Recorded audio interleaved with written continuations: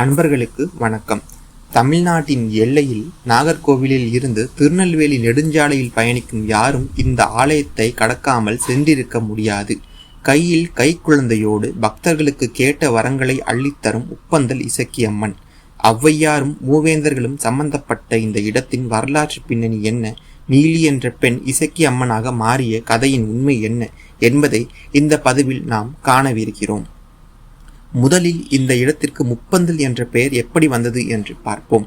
முற்காலத்தில் தமிழ் வளர்த்த சேர, சோழ, பாண்டிய ஆகிய மூவேந்தர்களும் தமிழ் மூதாட்டி ஔவையாரும் ஒன்று கூடி ஆன்மீக மற்றும் தமிழ் ஆய்வுகள் மேற்கொண்ட இடம் இது.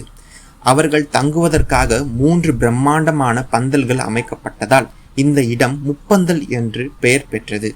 இந்த வரலாற்று சிறப்புமிக்க புனித மண்ணில்தான் இசக்கி அம்மன் சுயம்புவாக எழுந்தருளினாள்.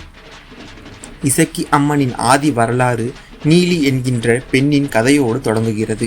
பழவூர் பகுதியில் வாழ்ந்த நீலி என்கின்ற கர்ப்பிணி பெண்ணை அவளது கணவன் பேராசையால் வஞ்சகமாக கொன்று விடுகிறான். அநீதியாக கொல்லப்பட்ட நீலியின் ஆன்மா நீதிக்காக போராடுகிறது. சிவபெருமானை நோக்கி தவம் இருந்து அநீதியை அளிக்கும் வரத்தை பெறுகிறாள்.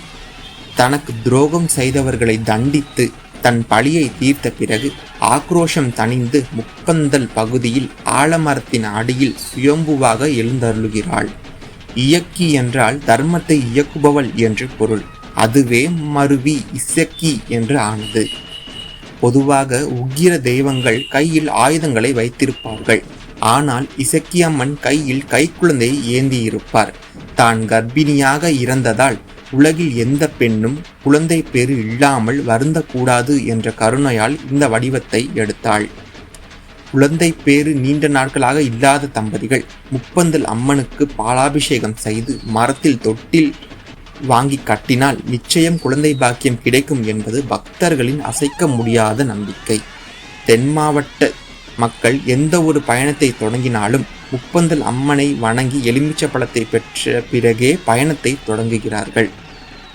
தென் மாவட்ட மக்களுக்கு குழந்தை பாக்கியத்தை அருளும் தெய்வமாகவும் எல்லை காவல் தெய்வமாகவும் விளங்குகிறார் இசக்கியம்மன். ஔவையார் வழிபட்ட புனித மண்ணில் நீதியை நிலைநாட்டி தாய்மையின் கருணையோடு அருள்பாலிக்கும் முப்பந்தல் இசக்கி அம்மனின் வரலாறு இதுதான். நீங்களும் முப்பந்தல் இசக்கி அம்மன் கோவிலுக்கு சென்று தரிசனம் செய்திருக்கிறீர்களா? உங்களது அனுபவத்தை கீழே கமெண்டில் சொல்லுங்கள். இந்த வீடியோ உங்களுக்கு பிடித்திருந்தால் லைக் செய்யுங்கள். ஆன்மீக தகவல்களுக்கு நம்ம தரிசன தகவல் சேனலை மறக்காம சப்ஸ்கிரைப் செய்து